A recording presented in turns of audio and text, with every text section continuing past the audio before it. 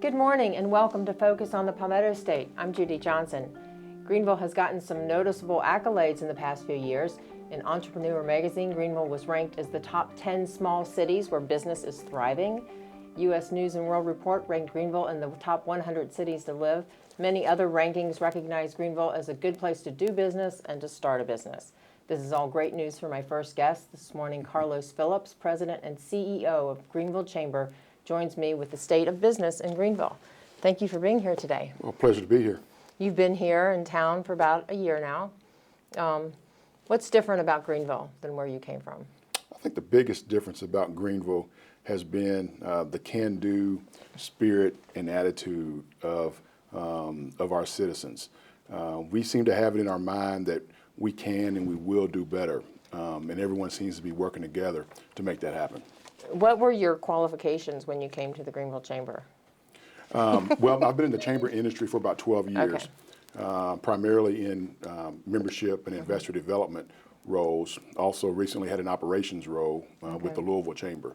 But 12 years in the business. I also spent about 12 years with Bell South and AT&T in the corporate environment prior to that. So, but I'm an unlikely chamber professional. Are you? But so happy to be here. Other than yourself, what do you accredit Greenville with the growth and all these accolades we're getting? Yeah, well, I can't take any credit for the great things that are happening here in Greenville. Sometimes I'll walk downtown and feel a little guilty because I did not contribute to any of the great success and prosperity that Greenville's experiencing right now. But again, everyone's working together, rowing in the same direction to try to make Greenville better. Well, it's definitely encouraging when you read the reports that say Greenville's a place to do business and to start a business. And I'm sure that's something that you like to hear because you're all about helping businesses. We certainly want to keep that momentum going. Greenville is a great place. The state of South Carolina is a great place to do business. As great as it is, I think there's so much more that we can do. One ranking that you failed to list, Greenville was recently ranked the 4th fastest growing community in America. I know, that's crazy. Yeah. So where do we go from here? Number one, I mean, we want to continue to grow, and there's so many great things happening here. There's no reason that we can't continue that growth. Okay, so the chamber is about supporting businesses, but first they have to be a part of the chamber. So talk to me about that. Yeah, well, we do have about 2,000 businesses throughout Greenville that are members of the chamber, but we've got 30,000 businesses here in Greenville, so there are a lot of businesses that aren't. Right. Our hope is that as many businesses as possible will join the chamber and help us do the work that's necessary to grow our economy and improve our business climate here in the area. But ultimately, the work that we do, it helps businesses throughout Greenville. Right. Whatever everyone else is doing is helping all the businesses. Exactly. So what do people have to do to be a member of the chamber? Well, you can call the chamber office, Okay. and we have folks who can come see you and share with you the benefits and the value of joining the chamber and how your business can benefit and how you can help the community as a whole. But businesses definitely can benefit because there's networking. Oh, certainly. Yeah. Well, I've not met a business yet that doesn't want to grow. Right. And businesses grow by accessing more clients, more customers. And so we think we're the best place in town for that to happen.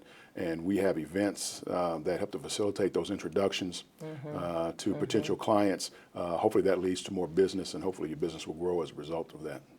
We talked about how fast Greenville is growing. Do you think a city can grow too fast? Is that a fear of yours or anything? Sure. If it's not smart growth, sure that can happen. But one of the things that impresses me about Greenville is really how disciplined the community has been. If you talk to Knox White, he's been following a disciplined plan. The city's been following a disciplined plan since he's been in office. And the mayors before him did the same thing. So I think we're experiencing some smart growth right now. We want to make sure that we're experiencing that same smart growth. We've got some opportunities that we can work on. We've got to improve our public transportation so that folks can get to their jobs. We can always improve on our public education Burke Royce is doing a great job, but we can always do better in that regard. And our affordable housing is another area that we can improve on as well.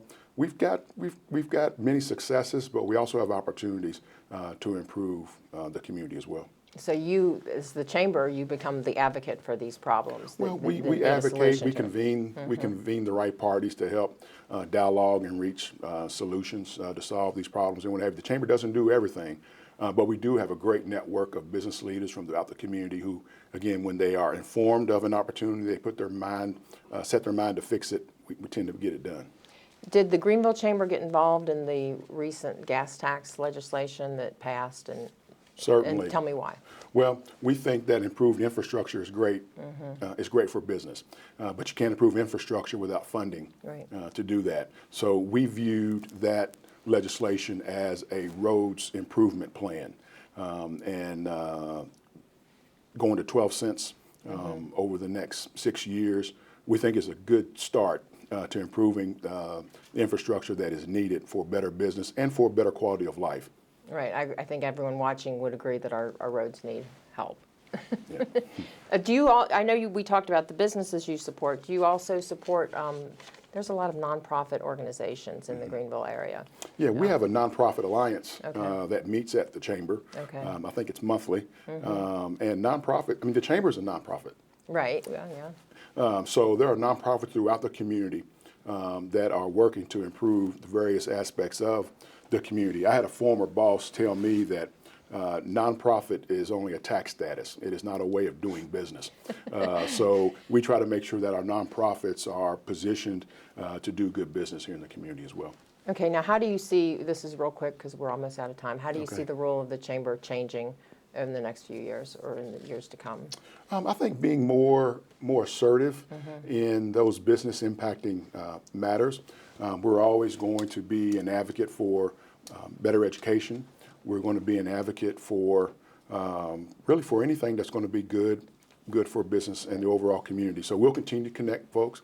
We'll continue to advocate on behalf of the business community. We'll continue our leadership development programs through Leadership Greenville.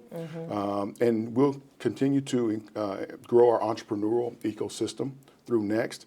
And we'll also make sure that our community is diverse and inclusive, and that more people from throughout the community are enjoying the economic prosperity that Greenville is experiencing right now.